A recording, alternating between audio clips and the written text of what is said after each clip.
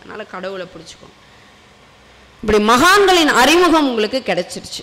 இப்படி வள்ளல் பெருமானார், வேதாத்ரி ஐயா, எங்கள் பரஞ்சோதி ஐயா இவர்களுடைய அறிமுகம் உங்களுக்கு கிடைச்சிருச்சு. இப்போ இதில் வேதாத்ரி ஐயா அவர்களுடைய நிகழ்ச்சியில் தான் எங்கள் எல்லாமே என்னன்னா துறவரம் தான். மகான்கள்னாலே துறவு, வீட்டை விட்டு வந்துருங்க. ஆனால் இந்த அமைப்பில் உப்பா ஒழுங்காக வாழ், நீ வீட்டை விட்டு வந்து ஒன்றும் பண்ண வேண்டியதில்லை. ஏன்னா இல்வாழ்வான் என்பான் இயல்புடைய மூவருக்கும் நல்லாற்றி நின்ற துணை. வாழ்வியலோடு ஆன்மீகத்தை கொடுக்கணும். வாழ்க்கையை விட்டு ஓடி வருவதல்ல ஆன்மீகம், இன்னும் வாழ்க்கையை புரிந்து வாழ வைப்பது தான் ஆன்மீகம். ஜம்முன்னு வாழியா, என்னையா ஒரு பிறவியா, ஒரு வாழ்க்கையா, இளமையும் நில்லா, யாக்கையும் நில்லா, எதுவும் இருக்காது. இப்போ இந்த ஒரு வருஷம் போயிடுச்சுன்னா திரும்ப வருமா? இந்த குழந்தைகளோடு நீங்கள் செலவழிக்கின்ற அந்த 6 வயசு குழந்தைய திரும்ப நீங்கள் 6 வயசு குழந்தைய பார்க்க முடியுமா? எனக்கு அதுதான் ஆசை. உங்கள் குழந்தைங்க உங்க கூட சின்ன பசங்களை இருக்கா, அந்த வயசில் என்னென்ன அந்த குழந்தைங்களை கூப்பிட்டு போனோம், நீங்கள் ஜாலியாக என்ஜாய் பண்ணுவோம், என்ஜாய் பண்ணுறேங்க. டைம் இல்லை, டைம் இல்லை. எனக்கு பாவமாக இருக்கும் இந்த மக்கள், எதுக்கு அப்போ டைம் இவங்க ஒதுக்குறாங்கன்னே தெரியலையே. டைம் இல்லை, டைம் இல்லை, அப்போ எதுக்கியா டைம் இருக்கு? இந்த கொரோனா வந்து உன்னை ஆஃப் பண்ணி உட்கார வச்சுது, அப்போ என்ன டைம் நீ பெருசாக கிழிச்ச? நீ இல்லாமல் கூட நல்லா தானே இருந்தது இந்த உலகம். நல்லா சிந்திச்சு பாருங்க. அப்போதைக்கு தேவை சோறு தான். மளிகை பொருள் கடையை தேடி ஓடணும், காய்கறி கடையை தேடி ஓடணும், பால் கடையை தேடி ஓடணும், கொஞ்சம் மெடிக்கல் ஷாப் போகணும். வேற ஏதாவது தேவைப்பட்டதா? என்னங்க இது கூட புரியல அப்படின்னா இந்த உலகத்துக்கு இன்னும் இறைவன் வந்து என்னதான் பாடம் நடத்துவார்? அப்போ ஏதாவது துணி கடை திறந்துருந்ததா, சாமான் கடை திறந்ததா, டிபார்ட்மெண்ட் ஸ்டோர் திறந்துருந்ததா? என்னென்னமோ ஓடுறோமே, ஒரு கடையும் இல்லை, எல்லாம் மளிகை கடைகளில் தான் கியூ நின்றுது. போதும், சாப்பாடு போதும், எல்லாம் தாய் பாஸ் விளையாடிக்கின்னு என்னென்ன விளையாட்டு விளையாடின்னு ஜாலியாக. இறைவன் சொன்னான், இதெல்லாம் நல்லா தானடா இருக்க, டேய் நல்லா தானடா இருக்க. இப்போ சென்னையில் எங்களுக்கு, நாங்கள்லாம் சென்னை வாசி, 4 நாள் நெட் வசதி கிடையாது, கரண்ட் கிடையாது, ஜாலியாக தான் இருந்தோம். தண்ணி மட்டும் கிணத்துலேருந்து அள்ளி எடுக்கிறதா இருந்தால் தண்ணி இருந்திருந்தா எங்களுக்கு ஒரு பிரச்சனை கிடையாது. தண்ணி இல்லை, ஏன்னா மோட்டரில் போட்டோம். அது எங்கே தப்பு தானே? இல்லைன்னா நிஜமாக நெட்டு வசதி இல்லை, கரண்ட் இல்லை, நல்லா தான் இருக்குது. திரும்ப அந்த பழைய காலம் வந்தால் கூட எல்லாரும் ஏதோ பிஸியாகவே இருக்காங்க. அம்மா வந்து சாப்பிட வரையா, இரு இரு இரு இரு இரு, டைம் இல்லை, டைம் இல்லை, டைம் இல்லை, டைம் இல்லை. அதனால் வாழ்க்கையை என்ஜாய் பண்ணி வாழ தெரியல. இங்கே அதைத்தான் சொல்லி கொடுக்குறோம், அன்றாட வாழ்வை அறிந்து அனுபவிக்க. ஆன்மீகம் என்பது உங்கள் வாழ்க்கையை வெறுப்பதல்ல, விரக்தி அடைவதல்ல, துறப்பதல்ல. எவ்ரி செகண்ட் சந்தோஷமாக வாழுங்க. ஆனால் எப்படி வாழணும் தெரியுமா? இறைவனோட வாழுங்க. எல்லாத்தையும் கடவுளை பாருங்க, எல்லாவற்றிலும் இறைவனை பாருங்க, எல்லாவற்றிலும் தயவாக இருங்க. இந்த தயவை மட்டும் விட்டுட்டு போயிடாதீங்க, அதுக்கப்புறம் மனுஷத்தன்மைக்கு அர்த்தமே இல்லை. அப்போ இங்கே என்ன பண்ணுறாரு அப்படின்னா, அருட்தந்தை இந்த குடும்ப ஒற்றுமையை தான் பார்க்குறாரு. இதுதான் ஆணி வேர்மா. எப்போவுமே அருட்தந்தையினுடைய சிறப்பு என்னன்னா, இப்போ நோய் நாடி நோய் முதல் நாடி அது தணிக்கும் வாய் நாடி வாய்ப்பச் செயல்னு ஒரு குறள் இருக்குது தெரியுமா? நல்ல டாக்டர்னா என்னன்னா, அவர் வந்து நோயை கண்டுபிடிக்கக்கூடாது, நோய்க்கான மூலம் என்னன்னு கண்டுபிடிக்கணும். கரெக்டுங்களா? இந்த நோய் எதனால வருது டயக்னோஸ் பண்ணணும். அப்போ அந்த ப்ராப்ளத்தை போய் பிடிக்கணும். ஒரு தலைவலி வருதுன்னா தலைவலிக்கு மட்டும் கொடுக்குறல, ஏன் தலைவலி வருது? டிப்ரெஷனா, இல்லை சளியா, இல்லை சைனஸா, இல்லை செர்விக்கல் ப்ராப்ளமா, இல்லை மைக்ரைன் ப்ராப்ளமா அப்படின்னு தலைவலிக்கு மருந்து கொடுப்பவர் அல்ல. தலைவலி எதற்காக வருகிறது? எவ்வளவோ காரணத்தில் தலைவலி வரும். கண் ஏதாவது பிரச்சனையில் இருக்கா, இல்லை மூக்கில் ஏதாவது சளி இதுவாக இருக்கா, இப்படி அதனுடைய காரணத்தை கண்டிருந்து மருந்து கொடுத்தா உடனே தலைவலி குணமாயிடும். இல்லைன்னா மேல் பூச்சாக இருக்கும். அப்படி அருட்தந்தை அவர்கள் இந்த சமுதாயத்தில் எழுகின்ற நோய்கள், பெரிய நோய் வறுமை, அதனால பட்டினி, பசி, பஞ்சம், ஏழ்மை, அறியாமை, கல்வியின்மை, கொலை, களவு, வறுமையின் மூலம்தான் எல்லா குற்றங்களும் வரும். எல்லா குற்றங்களுக்கும் காரணம் என்ன? வறுமை. அப்ப வறுமை, வறுமை ஏன் வருது? ஏற்றத்தாழ்வு. இருப்பவர்கள் வச்சுக்கிறாங்க, இல்லாதவங்க கஷ்டப்படுறாங்க. ஒரு பக்கமே சேர்ந்தா என்ன ஆகும்? ஒரு பக்கத்துல பள்ளம் வரும் இல்லையா? இப்படி எல்லாம் வருது இல்லையா? அப்ப சமுதாய நோய்க்கான காரணம் என்ன? இத்தனை சமுதாயத்துல இவ்வளவு நோய்கள் இருக்கு. வன்முறை, நிறைய வன்முறை நடக்குதா? ஊழல் நடக்குதா? இப்போ லஞ்சம் வாங்குறாங்களா? இன்னும் என்னென்ன என்னென்ன என்னென்ன நீங்க அப்படியே சிந்திச்சுட்டே வாங்க. இப்ப தண்ணி வந்தது, வெள்ளம் வந்தது, என்ன காரணம்னு நினைக்கிறீங்க? சரியா நம்ம தூர் வராம கூட விட்டுருக்கலாம். தண்ணி போகிறதுக்கான வழிகளை அடைத்து விட்டால் என்ன ஆகும்? அங்கங்க ஏரியில வீடு கட்டினா ஏரிக்குள்ள அது போனோம். ஓ, நீ ஏரிக்குள்ள வீடு கட்டினியா, உன் வீட்டுக்குள்ள நான் வரேன்றது. அப்ப அதுக்கு இடம் தேடுது இல்லையா? அப்ப நாம தான் தப்பு பண்றோம். இயற்கை சரியாக அது வேலையை செய்யும். அப்ப அவரவர் கடமை தவறுகிறார்கள். நாம எப்படி, எதுவுமே தெரியல, மக்களுக்கு எதுவுமே தெரியல அந்தந்த நேரத்துக்கு. அப்ப அப்படியே, ஆனா அந்த விளைவு வரும்போது அந்த நேரத்துக்கு டம்மு டம்முன்னு அம்மா அடிக்கும் போது செய்ய மாட்டோமா அப்படின்னு குழந்தைங்க அழுவோம். திரும்பவும் போய் அதே பண்ணும். அதே மாதிரிதான் இயற்கை ஆகிய அன்னை ஒரு 10 வருஷத்துக்கு ஒரு முறை டம்மு டம்மு டம்முன்னு அடிக்கிறா. அப்ப மட்டும் அப்படியே ஞானம் வரும். பாத்தியா வாழ்க்கைய, இதெல்லாம் ஒண்ணுமே இல்லை, எல்லாரும் பொட்டலம் வாங்கணும் பாத்தியா, எல்லாம் பேசுவோம், ஞானம் வரும், அப்படியே தத்துவமா வரும். அது ஒரு 10 நாள் இருந்தா பெரிய விஷயம். அதுக்கப்புறம் திரும்ப அதே தான். திருந்துற குழந்தை திருந்தது, கொரோனா வந்து திருந்தினவங்க திருந்தினாங்க. இந்த மாதிரி நிறைய சந்தர்ப்பங்கள் இருக்கு. நிலநடுக்கம் வந்த பொழுது திருந்தினாங்க கொஞ்சம் பேர். வெள்ளம் வரும், புயல் வரும், 5 பூதமும் வந்து பாடம் நடத்தும். ஆண்டவராக பிரின்சிபல் அனுப்புவார், நீ போய் பாடம் நடத்திட்டு வா. நிலம் போகும், நெருப்பு போகும், நீர் வரும், காத்து வரும், எவனும் திருந்தலப்பா அப்படின்ட்டு வந்து சொல்லும். அப்படி நமக்கு இந்த சமுதாய நோய்களுக்கான மூலம் என்ன அப்படின்னு கொஞ்சம் பேர் கண்டுபிடிச்சா, அப்படியே பார்த்தா தனி மனிதர்கள் செய்யும் தவறுகள் தானே இந்த சமுதாயத்தில் நிகழ்கிற குற்றங்கள். யாரோ வந்து கடல், மலை, காத்து இதெல்லாம் தப்பு பண்ணுது. யார் செய்யறா தப்பு? தனி மனிதன் ஒவ்வொருவரும் தம்முடைய கடமையை சரியா புரிஞ்சுக்கல. அப்ப இந்த தனி மனிதன் எங்கிருந்து வரான்? இப்போ உலக அமைதி இல்லை எல்லாம் சொல்றோம். நல்லா சிந்திச்சு பாருங்க. உலகம் அமைதியா இல்லைன்னா கடல் அமைதியா இல்லையா? மீண்டும் சொல்கிறேன், மலை அமைதியா இல்லையா? காடு அமைதியா இல்லையா? அது நல்லா இருக்கு. தனி மனிதன் ஒவ்வொருவரும் அமைதியாக இல்லை. ஏன் அமைதியா இல்லை? அவனுக்கு மகிழ்ச்சியே இல்லை, அவனுக்கு வாழவே தெரியல, அவனுக்கு நிறைவு இல்லை, அவனுக்கு வாழ்க்கை புரியல. ஏன்? அவன் குடும்பத்துல யாரும் அவனுக்கு எதுவும் சொல்லி கொடுக்கல. இப்போ பொது இடங்களை பிரயாணிக்கும் போது ஒரு டிசிப்ளின் இருக்கு. எப்படி இருக்கணும்? இப்போ இந்த இடத்துல நீங்க வந்திருக்கீங்க, கண்ணியமான மனிதர் அப்படின்னா எப்படி இருக்கணும்? வரும்போது நம்மளுடைய நடை, எங்க ஐயா சொல்லுவாங்க, வேதாத்திரியா சொல்லுவாங்க, உடையில் ஒழுக்கம், உள்ளத்தில் கருணை, நடையில் கண்ணியம், இதுதான் நல்லோர் இயல்புன்னு. ஒரு இடத்துல வரோம்னா ஒரு சேரை கூட சத்தல்லாமல் இருக்கணும், பேசும்போது அப்படி அமைதியா தேவை. இந்த மாதிரி நிறைய ஆட்டிடியூட் இருக்கு. நம்ம மாத்திக்கலாம்.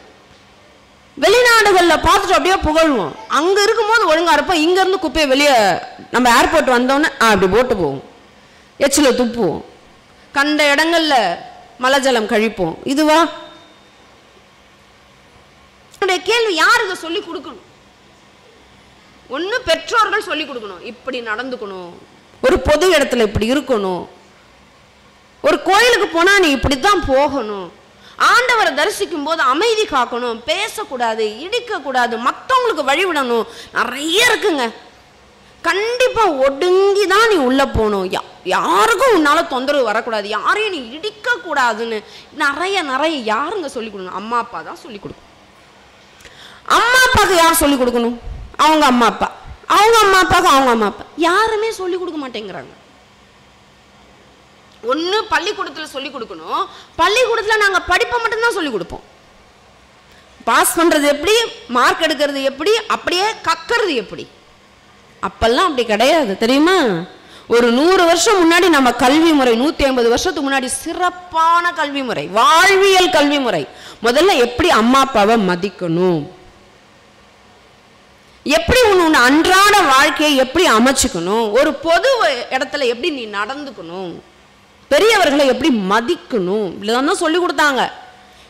நம்முடைய பாரம்பரிய கல்வி முறை, குருகுல கல்வி முறை அப்படிதான் இருந்துச்சு. முதல்ல வாழ்வியல், அப்புறம்தான் அவர்கள் சப்ஜெக்ட் கொடுத்தாங்க. இப்போ இல்லை, ஒன்லி சப்ஜெக்ட்.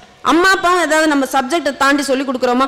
படிச்சியா படிச்சியா படிச்சியா, மார்க் எடுத்தியா? வீடா இருந்தாலும் சரி, அது சமுதாயமா இருந்தாலும் சரி, நாடா இருந்தாலும் சரி, உலகமா இருந்தாலும் சரி, தர்மம் குறைஞ்சதுன்னா அந்த நாட்டில் அவ்வளவு பெரிய அழிவுகள் வரும். தர்மம் தழைக்க வச்சு இந்த நாட்டை காப்பாத்துறாங்க, உலகத்தை காப்பாத்துறாங்க அவங்க. அந்த தர்மம் தழைக்கணும்னா அங்க என்ன இருக்கணும் தெரியுமா? உள்ளத்துக்குள்ள ஒழுக்கம் இருக்கணும் ஃபர்ஸ்ட். ரெண்டாவது கருணையா இருக்கணும். இந்த ஒழுக்கமும் கருணையும் ஒருவனிடத்துல வரணும் அப்படின்னா அவனுக்குள்ள என்ன இருக்கணும் தெரியுமா? இறை உணர்வு இருக்கணும். கடவுளுடைய உணர்வு அவனுக்குள்ள வராம இந்த ஒழுக்கமும் கடமை, ஈகை, கருணை, அன்பு, தயவு வராது. இது வரலன்னா உலகத்துல தர்மம் தழைக்காது. தர்மம் தழைக்கலனா உலகம் சந்தோஷமா இருக்காது. இப்படித்தான் உலகம் இருக்கும். எங்க பார்த்தாலும் பாவம் பாவம் பாவம், கஷ்டம், வேதனை, துன்பம், வறுமை, பட்டினி, பசி எப்படி வரும்? அப்ப எங்க மூலம் இருக்கு? குடும்பம். குடும்பத்துல இருக்கவங்க அம்மா அப்பா சொல்லி கொடுக்கணும். கண்டிப்பா தாய் தந்தர் எந்த குழந்தையும் நல்ல குழந்தை தான் மண்ணில் பிறக்கையிலே, அவர் நல்லவராவதும் தீயவராவதும் பெற்றோர் வளர்ப்பினிலே. ஏன் அம்மாவை மட்டும் சொல்லணும்? அப்பாவும் தான், அப்பாவும் தான். அம்மா ஏதாவது கண்டிக்கும் போது இப்படி தாண்டா அவங்க அம்மா என்னையா கத்துவா, அப்போ நீ பா அப்படின்னு அப்பா சொல்லிட்டாருன்னா அம்மா என்ன வளர்த்து என்ன பிரயோஜனம்? அம்மா கண்டிக்கும் போது அப்பா தலையிடக்கூடாது. நீ ஏன் அப்படி பண்ண, அதனால தானே அம்மா உன்னை திட்டுறாங்க,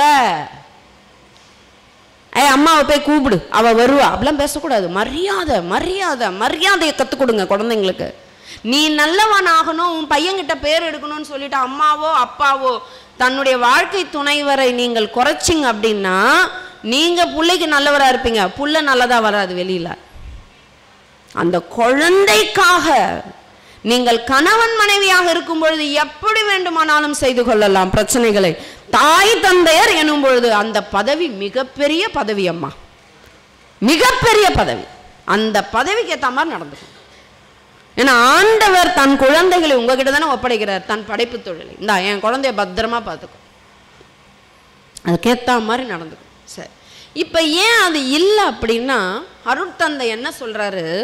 நான் உலகம் எங்கும் போய் சுற்றி பார்த்தேன், எல்லாம் இந்த பிரச்சனைக்கு தீர்வு சொல்றாரு. இந்த குடும்பம் சரியில்லை, குடும்பம் சரியில்லை, அதனால குழந்தைகளுக்கு மன ரீதியான பிரச்சனைகள். அவன் வெளியே வரும்போது இப்படி வன்முறையாளனாக, இரக்கமற்றவனாக, கொடும் மனமுடையவனாக மாறுகிறான்.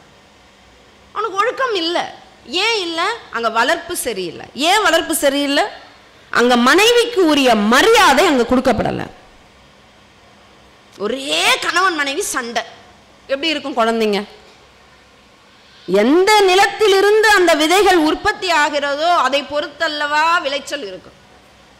நல்ல படிப்பு கொடுக்கணும்னு நினைக்கிறீங்க, நல்ல கல்விக்கூடம், நல்ல ஸ்கூல், நல்ல சப்ஜெக்ட், நல்ல டீச்சர்ஸ், நல்ல உணவு, எக்ஸ்ட்ரா கரிக்குலர் ஆக்டிவிட்டிஸ், நல்ல பேகு, நல்ல ஷூ, சூப்பரா கொடுக்கணும்னு நினைக்கிறீங்க. நல்ல சூழ்நிலையை உருவாக்குகிறீர்களா? நல்ல ஒரு நாளை, நல்ல ஒரு பழக்க வழக்கம், இதெல்லாம் நீங்க உருவாக்கி கொடுத்துருக்கீங்களா?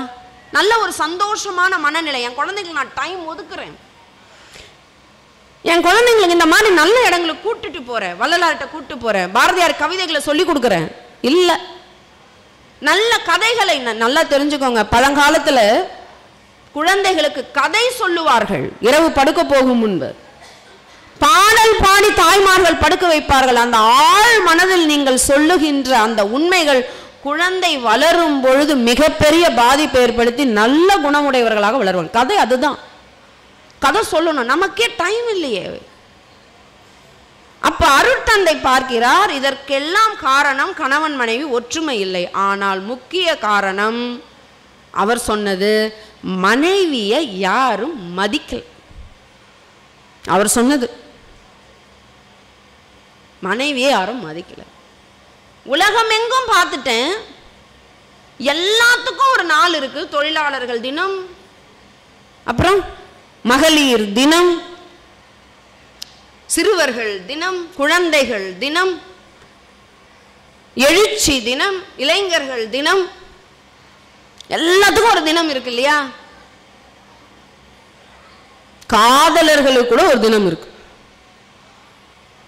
கணவர்களுக்கு கூட ஒரு தினம் இருக்கு. என்ன தினம் சொல்லுங்க? கணவர்களுக்கு ஒரு தினம் சுமங்கலி பூஜை, அவங்க தினம் தானே. உடனே பொண்ணுங்கள்லாம் அப்படியே விரதம் இருந்து வீட்டுக்காரக்காக வரலட்சுமி நோன்பு, இதெல்லாம் யாருக்கு?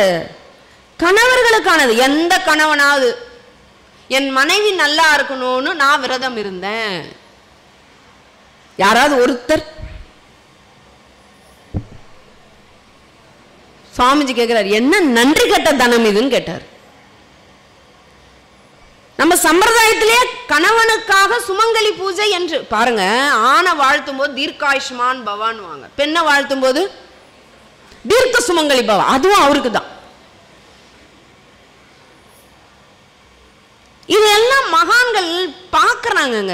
ஏன் இந்த வேற்றுமை? பெண் ஒரு விஷயமே கிடையாதா? வண்டியோட சக்கரங்கள் 2 மட்டும் வேண்டும், அந்த 2ல் ஒன்று சிறியதென்றால் எந்த வண்டி ஓடும்? ஒரு மனிதனினுடைய ஒரு பக்கம் மட்டும் நல்லா இயங்குதுங்க, நல்லா இயங்குது, இந்த பக்கம் ஒண்ணுமே இயங்கல. ஆரோக்கியமான மனிதரா?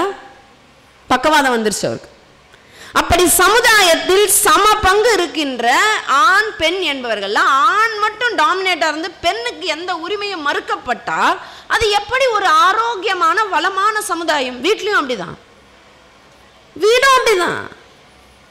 ஆணுக்கு பெண் சமம். அருட்தந்தை இன்னும் ஒரு படி மேல போய் சொல்றாரு, ஆணுக்கு பெண் சமமும் அல்ல, தாழ்ந்தவளும் அல்ல, உயர்ந்தவளும் அல்லன்ட்டாரு. அப்ப ஆணுக்கு பெண் யார்? ஆணை விட பெண் சிறப்பானவள். அவ சிறப்பானவள். ஏனென்றால் இந்த உலகத்துல எத்தனை கோடி பேர் மனிதர்கள் இருக்கிறார்கள்? 800 கோடி பேர், 900 கோடி பேர் ஆயிட்டோம். அதுல எத்தனை கோடி பேர் பெண்கள்? 400 கோடின்னு வச்சுக்கோங்க. 800 கோடினா மீதி 400 கோடி பேர் யாருன்னு கேட்பாரு. எல்லாரும் ஆண்கள்னு வாங்க. 400 கோடி பேர் பெண்கள் என்றால் மீதி 400 கோடி பேர் யாரு? ஆண்கள். அருட்தந்தை சொல்வார், இல்ல,